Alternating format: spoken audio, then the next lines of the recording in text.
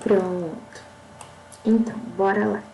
Pra quem chegou agora, tem uma boa notícia pra vocês. Vocês não perderam quase nada de conteúdo. Olha que beleza.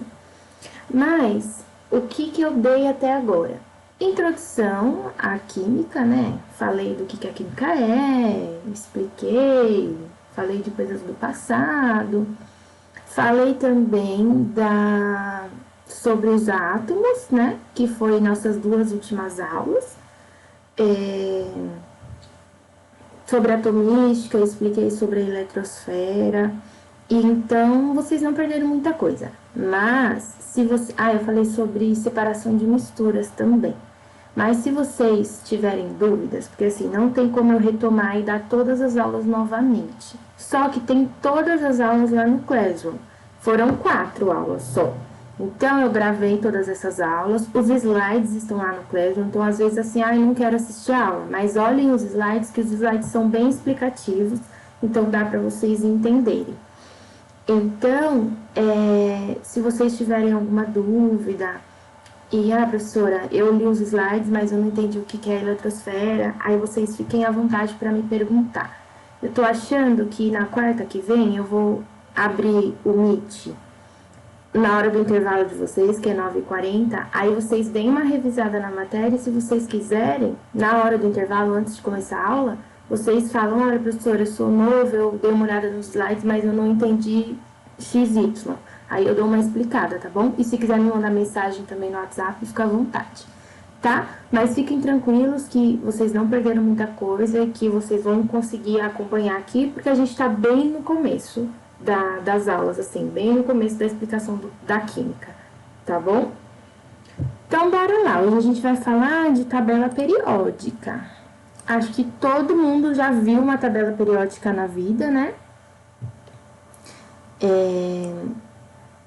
Então, acho que todo mundo, pelo menos, tem uma noção, assim, do que é a tabela, tá? Então, vamos lá. Deixa eu... Pronto. Nós vamos começar com a história. Isso aqui não precisa decorar, não precisa nada. É só pra gente dar uma introduçãozinha mesmo, tá bom? Mendeleev, quem foi esse cara aqui? Foi ele que criou a tabela periódica. Então, assim, todo mundo queria agrupar os átomos de acordo com as semelhanças, né? Entre aspas, um papel, para ficar mais fácil de entender. E aí o Mendeleev teve essa ideia de fazer a tabela periódica e ele publicou no livro dos princípios da química, tá? E aí, na época, que foi aqui, ó, em 1869, ficou conhecido como 60 elementos químicos, a tabela periódica. E aí, hoje em dia, que é a tabela moderna, ela já tem mais coisas. Ela tem os números atômicos, o número de massa, as propriedades periódicas, e não só os 60 elementos, tá? Porque antes era só, por exemplo, sódio, cálcio, potássio, era só a letrinha lá e ok. Hoje não, hoje a tabela ela é bem mais avançada, tem tudo na tabela. Deixa eu achar aqui. Eu tinha ela aqui para mostrar. Cadê a tabela? Assim? Não sei, tudo bem, não tem problema. Então, aí a gente vai ver fotinho dela daqui a pouco. Esse Moseley aqui, que eu não sei falar o nome dele, foi ele quem colocou todas as propriedades da tabela, tá bom? Então, o Mendeleev criou e o Moseley ele aperfeiçoou e essa é a nossa tabela de hoje, que a gente estuda e que a gente utiliza como base para os estudos. Tá bom? Isso aqui é só pra vocês conhecerem, mas não precisa, tá? Não tem uma pergunta assim no vestibular. Quem criou a tabela periódica? Tá bom? Agora começa a parte importante, que são as características da tabela. Isso aqui a gente precisa entender, tá? Então vamos lá. Olha só uma foto. A tabela periódica é assim. Ela tem essas duas pontinhas aqui em cima, tchuc-tchuc, aí ele tem esse quadradão aqui no meio e essa parte aqui de baixo, tá? Como é separada? O hidrogênio, que é esse verdinho do lado esquerdo, ele é separado de todos, tá? Esses amarelinhos aqui e esses aqui de baixo, eles são os metais. Os roxinhos aqui, mais escuros, mais claros, são os semimetais.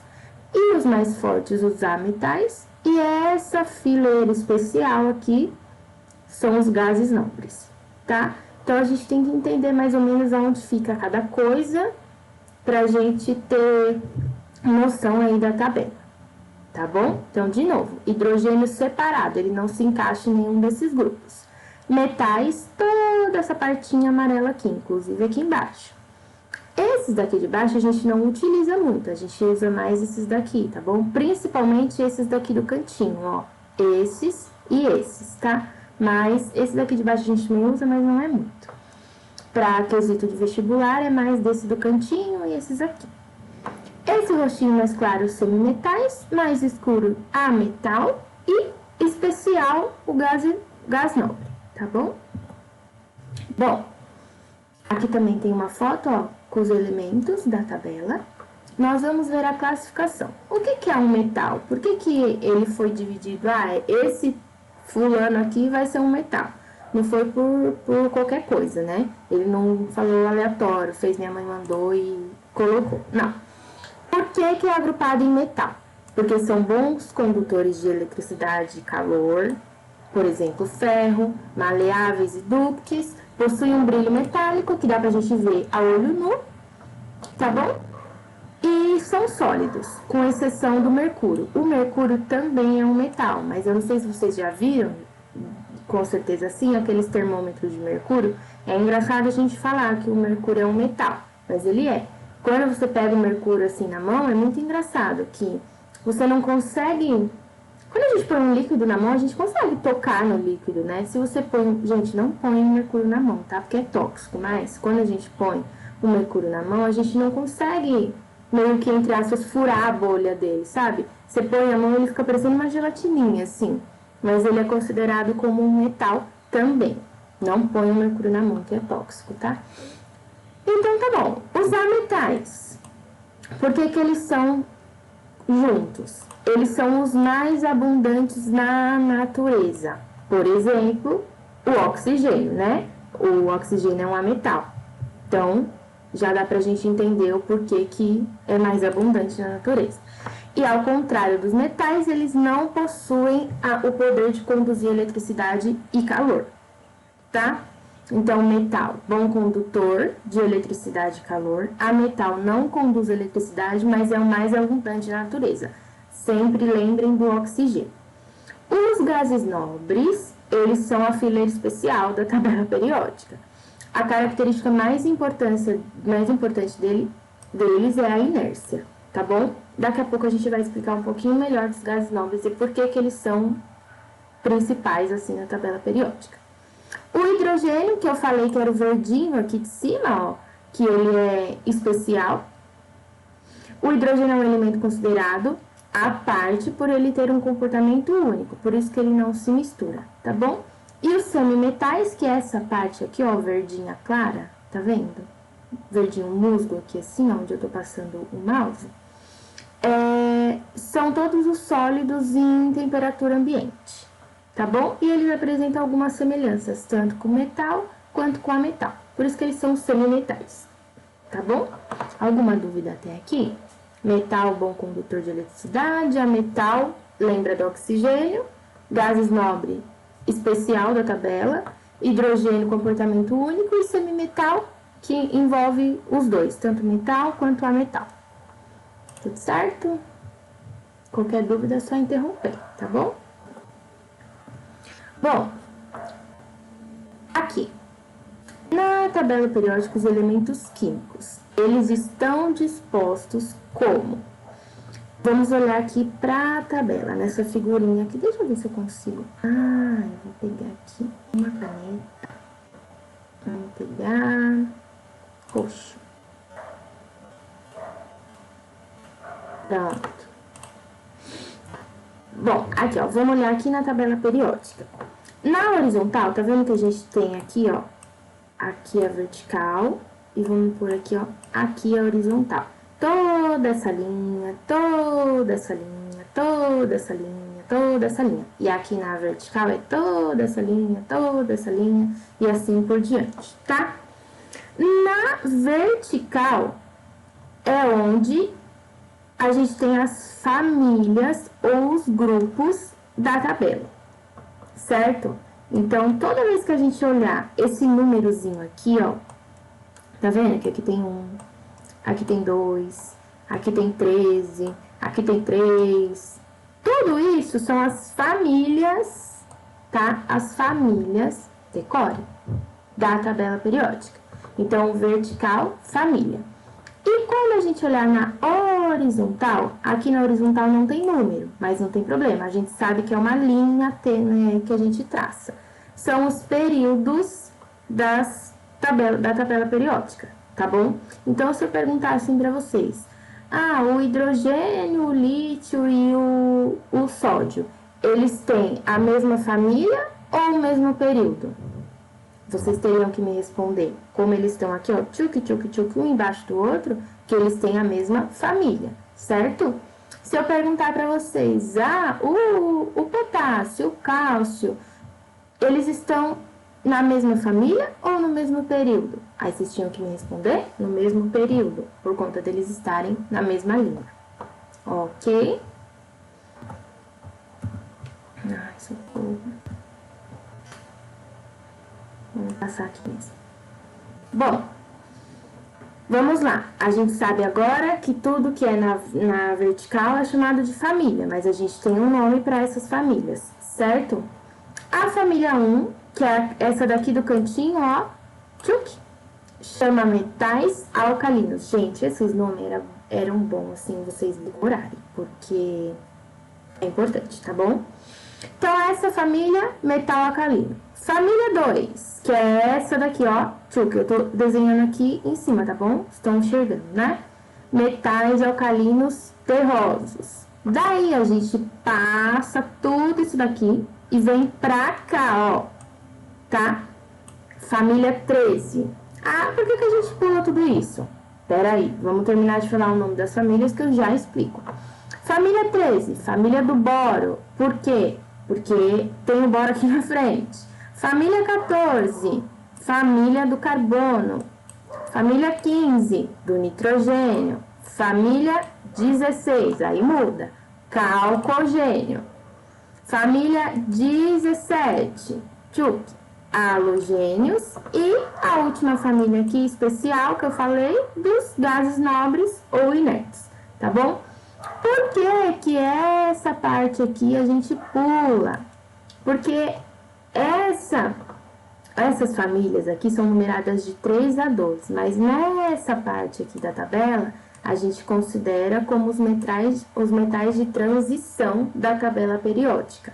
Por isso, a gente pula toda essa parte e dá continuidade nas famílias daqui, tá bom? Então, da 1 a 2 não é para 3 que vai, é para 13, ok? Por conta dessa característica que a tabela periódica tem dos metais de transição, tá? Então, esses nomes aqui, alcalinos terrosos, boro, carbono, nitrogênio, calcogênio, halogênio, gases nobres e metal de transição, é importante para a gente saber, tá bom?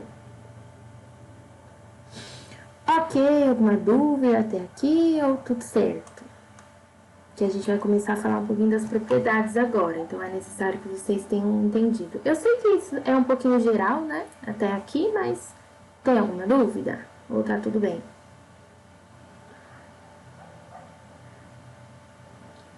Tudo bem? Vou continuar então, tá bom? Vou entender o silêncio como um tudo bem. As propriedades da tabela periódica. Tem as propriedades periódicas, que ela se baseia no número atômico, no elemento químico, tá bom? Por exemplo, raio atômico, energia de ionização, eletroafinidade, eletronegatividade. E tem também as propriedades aperiódicas, mas que a gente não vai estudar hoje. Que, por exemplo, é o calor específico, índice de refração, dureza, massa atômica, ok? Hoje nós vamos estudar as propriedades periódicas da tabela, tá? As propriedades periódicas. Vamos começar pelo raio atômico. O que é isso? O raio atômico é a distância do núcleo do átomo até o elétron mais externo.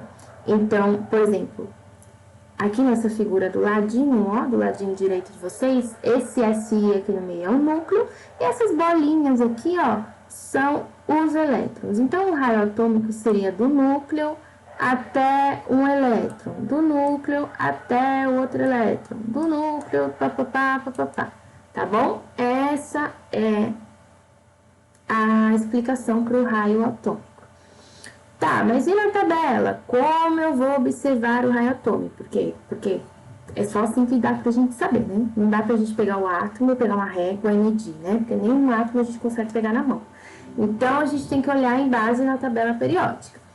Eu vou observar que eu tenho a minha tabela aqui desenhada. Tá vendo essas bolinhas que eu coloquei aqui, ó? E que essa tá bem grandona, essa também, enfim.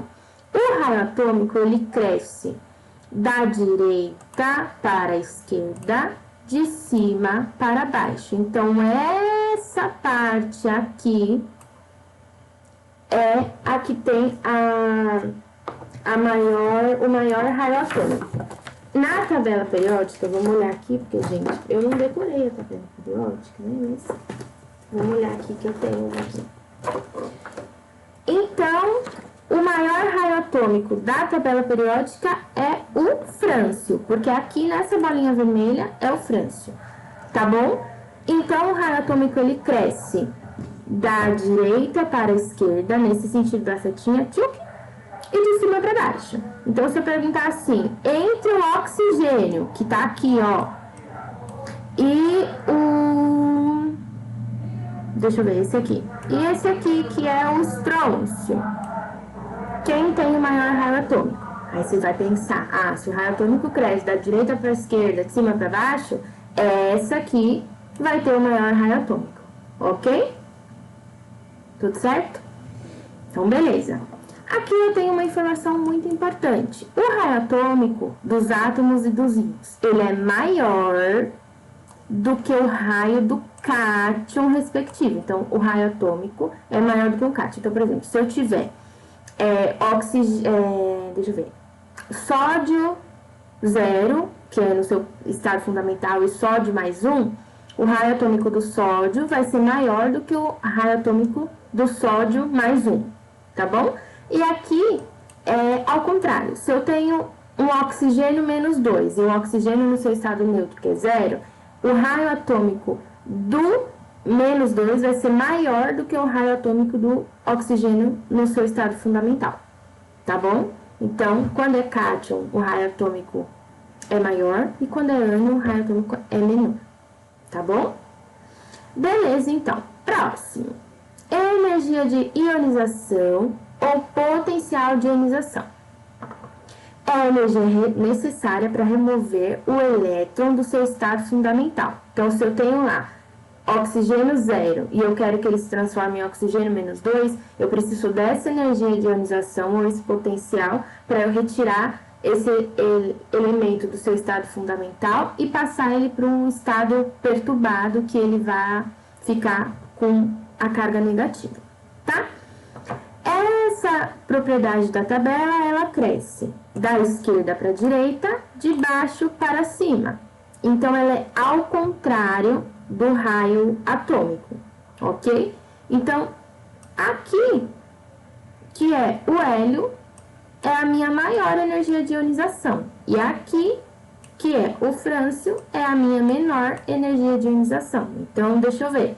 Se eu perguntar para vocês, desse carinha aqui, que é o selênio, e vou pegar um aleatório aqui, e esse que é o vanádio, qual tem mais energia de ionização? Qual tem a maior energia de ionização? O selênio ou o vanádio? Mas eles estão no mesmo período. E agora? Mas lembra que cresce da esquerda para a direita, de baixo para cima. Então, se esse aqui, ele tá mais pro cantinho, ele que vai ter a maior energia de ionização. Tá bom? Então, lembrando, raio atômico ao contrário da energia de ionização. Recadinho importante. Primeira energia de ionização é sempre menor do que a segunda energia de ionização, menor que a terceira energia de ionização. O que é isso?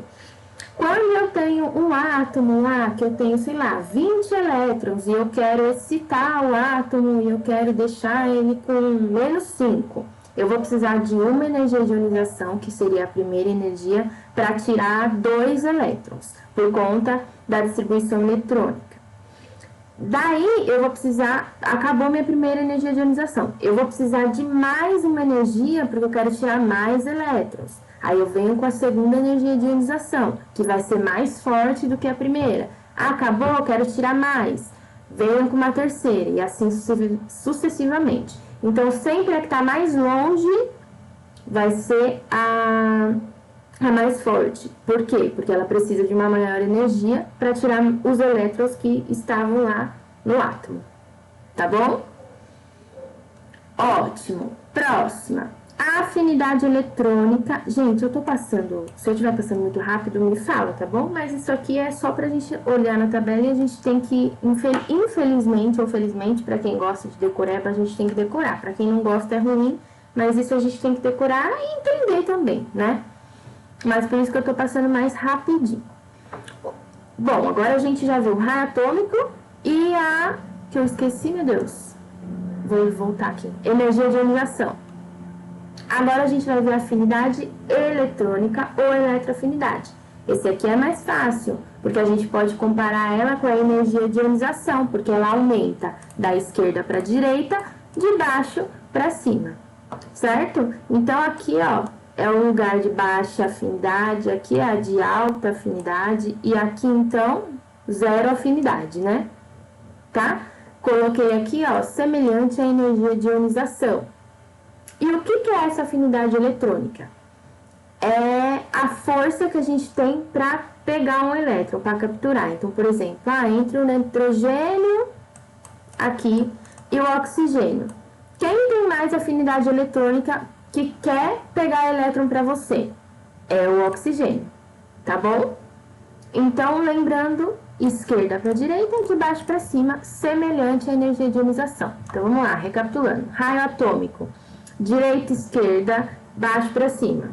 Então, o hidrogênio é o que tem o melhor e maior raio atômico. Não, mentira, falei errado.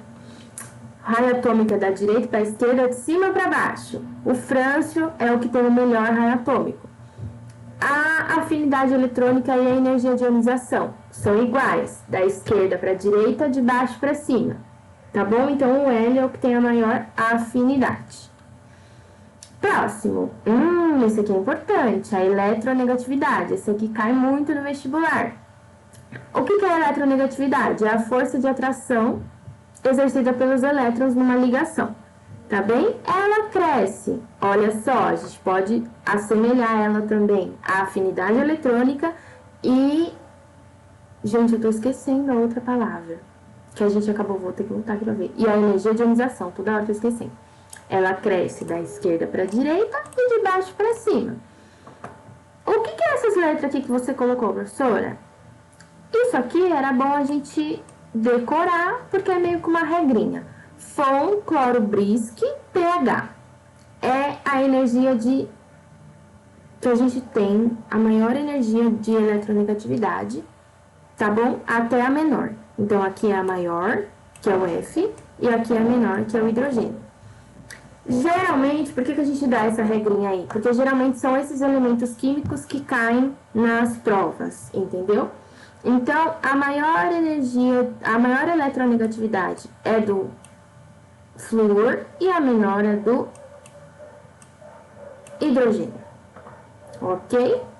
Então, é Fon, cloro, brisque, pH. Então, se eu perguntar para você assim... entre o carbono e o nitrogênio, qual é o maior eletronegativo? Quem tem mais afinidade, quem tem mais força para puxar os elétrons? Tem que me responder o nitrogênio, ok? Do que o carbono. Por que isso? Chegando aqui mais perto, né, nesses aqui, ó, eles têm na distribuição eletrônica, eles têm a maior afinidade para pegar os elétrons. Ao invés deles doarem, eles querem pegar os elétrons para eles. Então, por isso que eles têm a maior eletronegatividade, tá bom? Aqui, recadinho importante. Por que que os gases nobres não entram na eletronegatividade? Porque eles já possuem as suas últimas camadas completas. Então, eles já possuem 8 elétrons na sua camada. Ah, mas por que isso? Porque um átomo, ele se estabiliza com 8 elétrons na camada de valência, certo? E para ele se estabilizar, todos os outros átomos da tabela, eles querem se comparar aos gases nobres, porque eles já são estáveis lá com 8 elétrons na última camada. Por isso, eles não entram nessa regra da eletronegatividade, tá bom? Então, lembrem, Fon, cloro, Brisk, pH. Próxima, eletropositividade. Se a eletronegatividade é para um lado, a eletropositividade vai ser totalmente o oposto, que é a capacidade de doar os elétrons. Então, eles estão de saco cheio já dos elétrons, falam, sai daqui que eu quero completar a minha camada de valência sem você, porque você só está me atrapalhando. Por exemplo, o sódio, quando ele é Na mais 1. Esse 1 só está atrapalhando ele para que ele consiga deixar esse 1 de lado e ter os 8 completo. Então, eles querem assim, ó, vai embora, tá? Então, a eletropositividade, ela cresce de cima para baixo, da direita para a esquerda. Então, aqui, ó, o frâncio, ele tem a maior eletropositividade. Então, se eu perguntar, carbono ou lítio, qual a maior eletropositividade? Tem que me responder o lítio, tá bom? Então, eletronegatividade é o oposto da eletropositividade. Eletronegatividade cresce nesse sentido e a eletropositividade nesse sentido, ok? Aqui é o resuminho de todas. Então, vamos lá. Energia de ionização. Esquerda para direita, de baixo para cima. Afinidade eletrônica. Direita para esquerda, de baixo para cima, que é a mesma coisa do que a eletronegatividade. O raio atômico cresce de cima para baixo, da direita para esquerda. E aqui essas setinhas aqui no meio, ó, são as características não metálicas, que os metais aqui e aqui já não é metal, e aqui, né, características metálicas, porque aqui é metal e aqui não é metal. Porque lembra que aqui nessa parte da tabela são os ametais, certo? E aqui os gases nobres. Então, por isso que cresce da esquerda para a direita as características não metálicas e ao contrário as metálicas. Tá bom? Gente, alguma dúvida sobre essas regrinhas aí da tabela? Sim, não, talvez. Não, silêncio, então, obrigada. Não, tá super de boa. Ótimo. As aperiódicas. Falei que a gente não ia estudar, mas a gente vai. Vou continuar, tá bom? Bom, a densidade, a gente precisa saber, eu coloquei aqui só as mais importantes, tá bom? Que é a massa e o volume que um corpo ocupa. Na tabela periódica, a densidade, ela cresce de cima para baixo, em sentido ao meio da tabela. Então, os metais de transição são os que têm a maior densidade na tabela periódica, tá bem? Densidade atômica, metais de transição principalmente. Volume atômico cresce ao contrário da densidade. Então, ele cresce de cima para baixo, só que ao invés dele vir para o meio, ele foge lá para as pontas, tá? Isso tem um sentido, porque aqui e aqui tem os elementos de maior volume atômico, tá? Por exemplo, ele dá o exemplo aqui do césio. O césio, ele tá em cima do frâncio, e aqui o xenônio, ele tá nos gases nobres. Por que isso? Porque eles têm o maior volume, porque se eles... É que assim, o átomo, não dá pra gente pôr num potinho de água, né? E olha lá o átomo, não dá pra gente fazer isso. Mas nos estudos aí dos cientistas, eles descobriram que um átomo tem um volume muito grande, tá bom? Por isso que o volume atômico cresce de dentro para fora da tabela, de cima para baixo, tá? Então a densidade se concentra tudo no meio e o volume tudo no cantinho. Os dois de cima para baixo. Ponto de fusão e ponto de ebulição. O que é isso? Ponto de fusão é a passagem do sólido para o líquido, que cresce de fora para dentro, de baixo para cima. Por que eu tenho essas setinhas aqui? Porque aqui eu tenho a variação do ponto de fusão. Vamos falar dos dois. O ponto de ebulição é o que transforma o líquido em vapor. E na tabela periódica, essas duas coisas, eles têm a mesma propriedade, certo? Então, assim, eles crescem de fora para dentro e de baixo para cima. Não se estranhem com essas setas aqui. Essas setas é só para indicar que nos metais de transição a gente tem uma variação do ponto de fusão e do ponto de ebulição, tá? Mas essas propriedades crescem de baixo para cima em sentido ao meio. Mas aqui a gente tem a variação do ponto de fusão, que no caso são os metais de transição. Tá bom? Beleza, vamos fazer um resuminho aqui de tudo. Raio atômico. Direita para esquerda, cima para baixo. Beleza, então aqui embaixo eu tenho maior raio atômico. Eletropositividade. Cresce na mesma medida do raio atômico. Tchuc, tchutchu, tchururu. Então, aqui eu possuo a maior eletropositividade, que é a capacidade que eu quero de doar os elétrons. Então, assim, ó, sai pra lá que você tá me atrapalhando.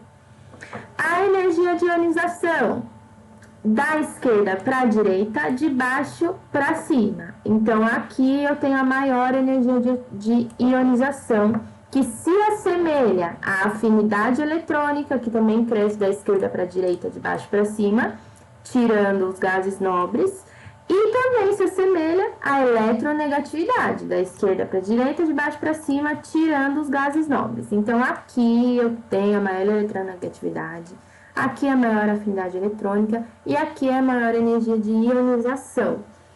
Lembra da eletronegatividade do Fon, cloro, Brisk, pH.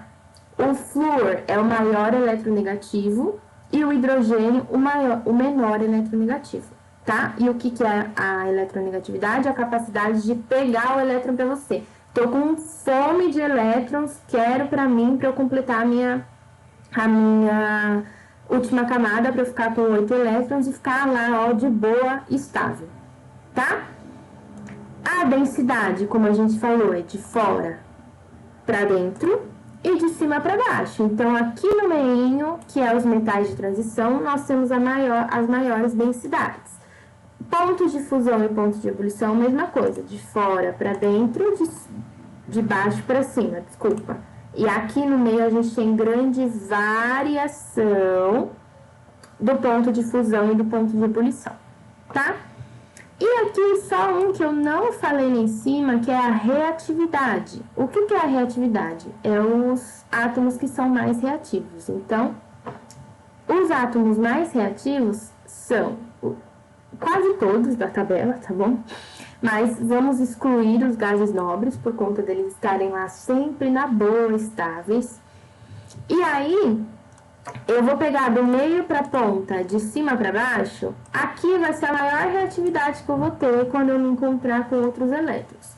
E também aqui em cima, também vai ser a maior, então do meio para lá, de baixo para cima. Então as duas extremidades da tabela, tanto embaixo quanto em cima, excluindo os gases nobres, são os átomos que têm maior reatividade. Tudo bem?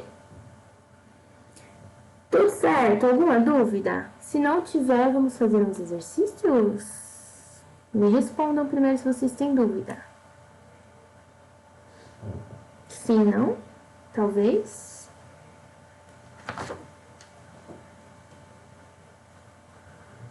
Nada, tudo.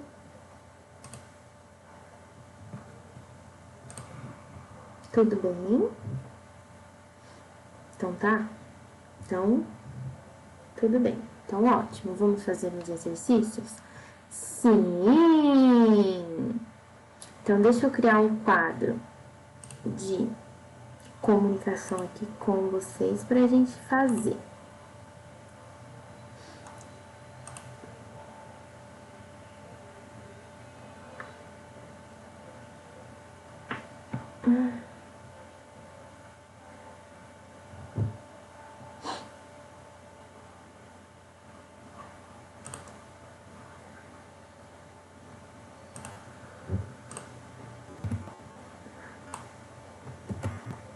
Vocês estão vendo o quê? O slide e o quadro de comunicação ou não? Estão vendo só uma coisa? Sim, os dois. Beleza. Então, bora lá. Vamos fazer? Gostaria agora que vocês conversassem aí comigo, se vocês puderem... Ai, socorro! Me ajudar aí a fazer o exercício, que me deu uma amnésia, não sei. Então, gostaria aí que vocês pudessem me ajudar. Ok? Então, peraí, vamos lá. Deixa eu... Só ver uma coisa aqui, gente.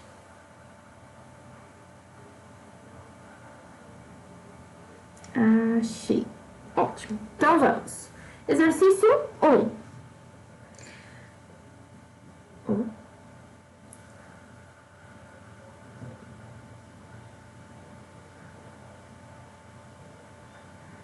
Pronto. Qualquer coisa me mandem aqui no chat, tá? Tinha saído, mas já voltou.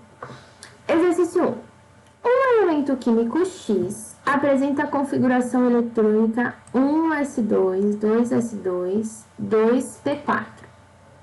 Podemos afirmar que, na tabela periódica, este elemento químico está localizado no... E aí? Alguém? Ninguém?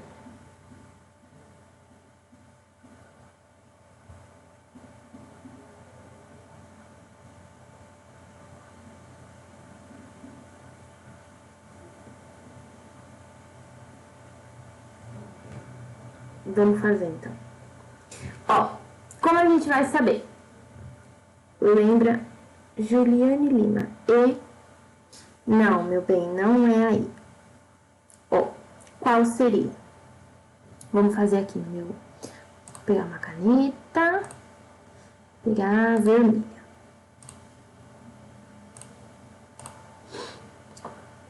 Como eu sei, né, junto com a distribuição eletrônica...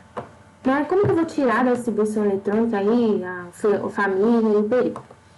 Lembra que eu falei que, ó, eu tenho aqui o 1, o 2 e o 3, né? Que é 1s2, 2s2 e o... Esquece esses três aqui. Eu tenho 1s2, o 2s2 e o 2p4, certo? Então, eu tenho duas camadas, certo? Duas camadas apenas. Lembra que eu falei que na camada eletrônica a gente tem 7, que é o K, o L, o M, o N, o O, o P e o Q? Vai até o Q, certo?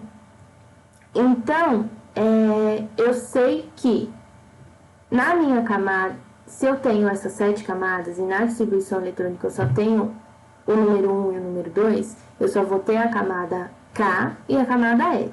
Certo? Ah, professora, tá bom, certo. Mas o que isso tem a ver?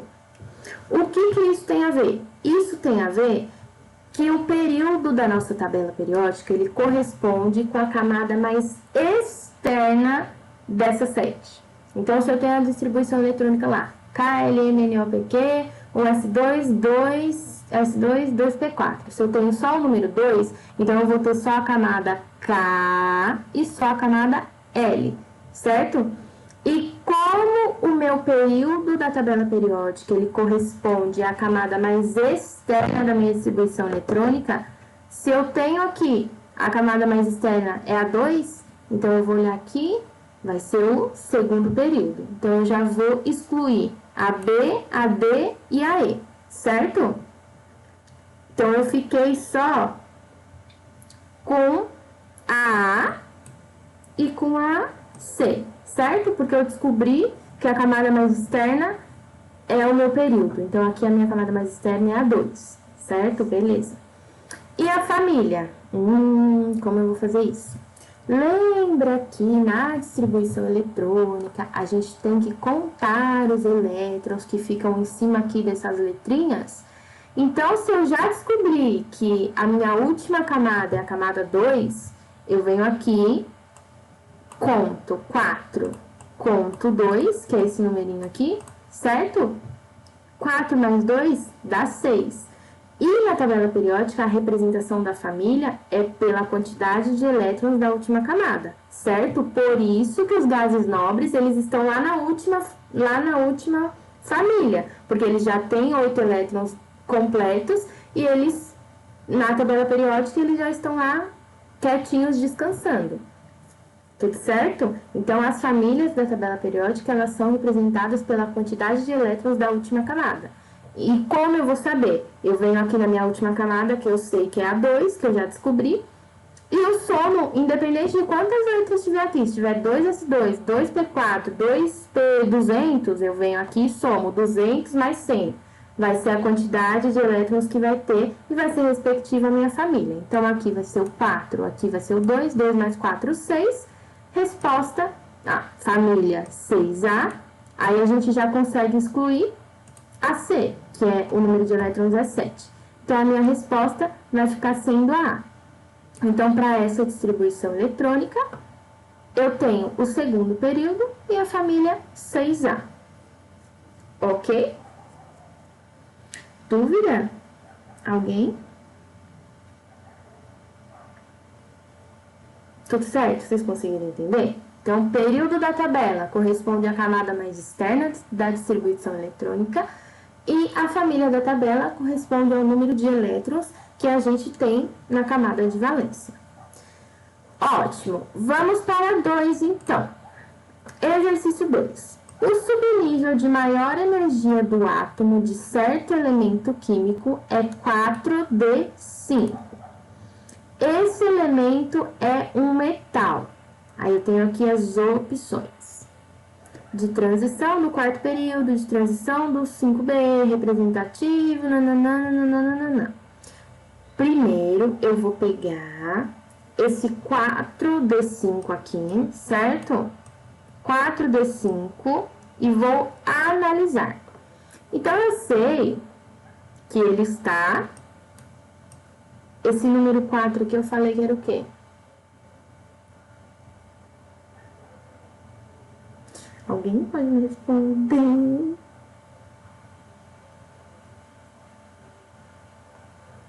Período. Muito bem. Ótimo. Então, se eu falei que ele é um período, eu preciso descobrir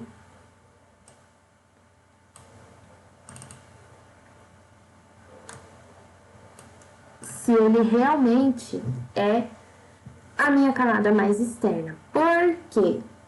Porque, tá vendo que ele tem um D5 ali? Ele não tá com a camada completa, então eu preciso descobrir se realmente ele é a minha última camada.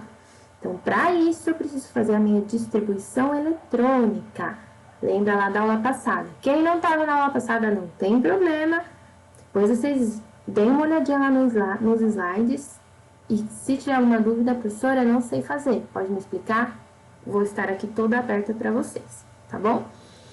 Então, vamos lá, fazer a distribuição para a gente entender. 1S2, deixa eu dar um espacinho aqui. 2S2, 2P6, 3S2.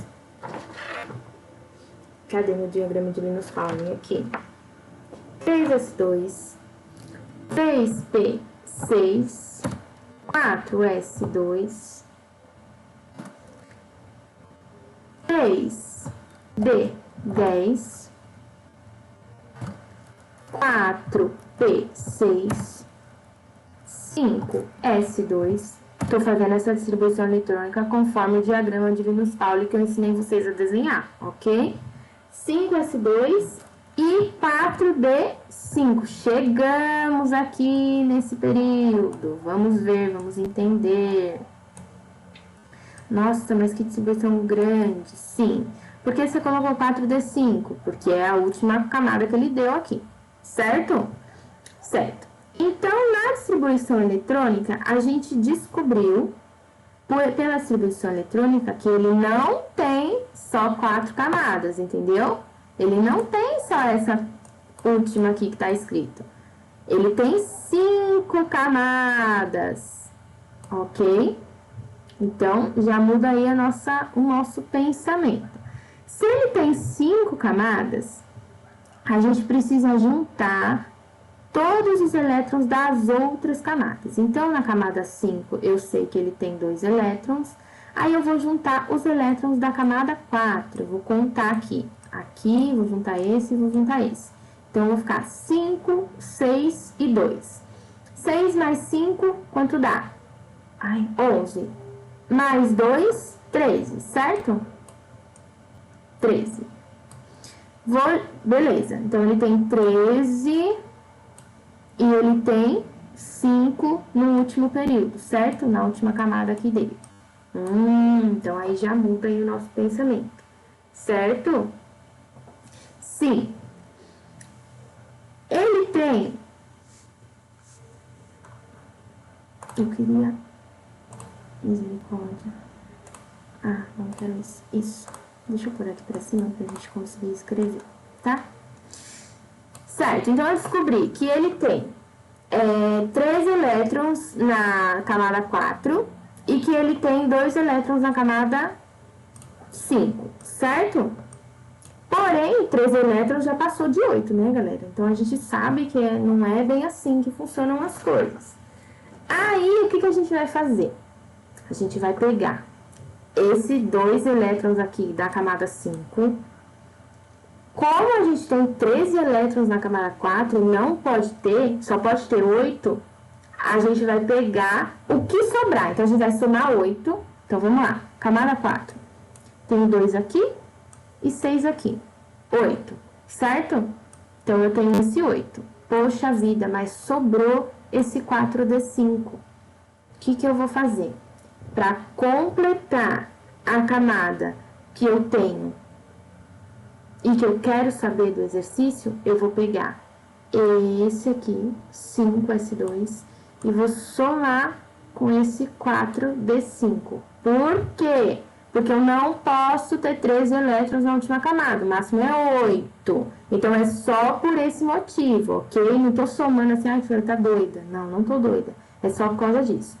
Então, somei lá tudo no 4, deu 13, mas só pode ter 8, diminua 8...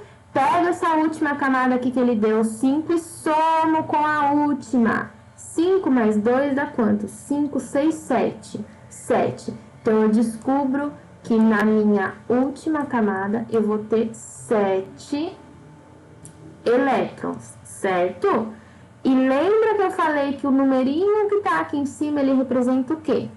A família, certo? O número da frente é o período e o número de cima é a família. Então, eu já vou saber que ele pertence à família do 7A. A gente volta aqui e a gente vê. De transição do quarto período. Não. De transição do grupo 5B. Não. Representativo do quarto período da tabela. Também não. Representativo do quinto período da tabela. Também não. De transição do quinto período da tabela. Chegamos na resposta. Professora, mas não tem nada a ver. Você estava me explicando coisa de elétron, agora você está falando de transição, quinto período. Por que é um metal de transição? Porque ele engloba 2 camadas para dar o resultado final. Gente, é um pouco complicado, mas é assim mesmo, tá bom? Por que que ele é um metal de transição? Porque ele engloba 2 camadas, duas camadas diferentes, tá certo? Que é a camada 5 e a camada 4, que seria KLMN, O, que seria a camada N e a camada O. Ele engloba as duas para conseguir formar uma família, certo? E como eu vou saber que ele é do quinto período da tabela? Lembra que eu falei que até me responderam aqui no chat que o numerinhozinho aqui da frente é relacionado com o período? Mesmo que eu somei o 4D5 com 5S2, eu preciso considerar a minha camada mais externa. E a minha camada mais externa é o número mais alto que eu tenho, que aqui no caso é o número 5. Tá bem? Então, eu sei que é do quinto período e eu sei que é metal de transição por conta que ele engloba duas camadas para conseguir juntar os elétrons, certo? Por isso, a minha resposta aqui é a letra E, de transição do quinto período da tabela. Alguma dúvida? Sim, não, talvez.